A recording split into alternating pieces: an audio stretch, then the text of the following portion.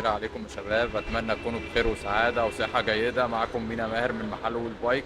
والنهارده نصيحه سريعه جدا قبل ما تشتري سكوتر كهرباء. لازم تخلي بالك من اغلى نقطه في الموضوع. السكوترات الكهرباء البطاريه دي اغلى حاجه. بس حابب اشارك معاكم اهم حاجه دلوقتي قبل ما تكملوا الفيديو للنهايه. الجو عندنا في اسكندريه رائع والشتاء.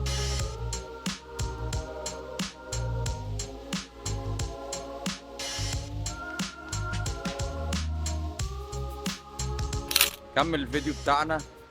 اغلى حاجه في سكوترات الكهرباء البطاريه.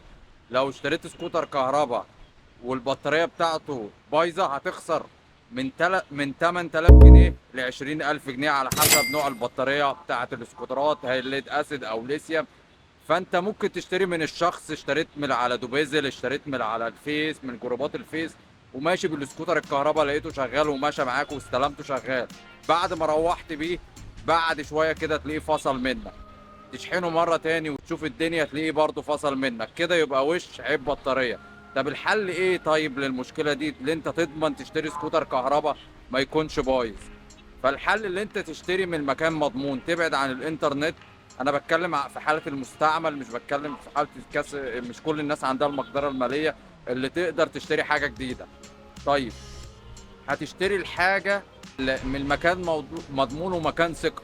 ما تشتريش من على الانترنت، ممكن تلبس في بطاريه. لان اشتريت سكوتر من حد هتيجي ترجعه له هيقول لك صرفت الفلوس، عملت كده، مش عارف ايه. وده كلام مش صح. وفي ناس كتيره ما عندهاش ضمير تاخد الفلوس ويقول لك صرفتها وبيلبسك الحاجه.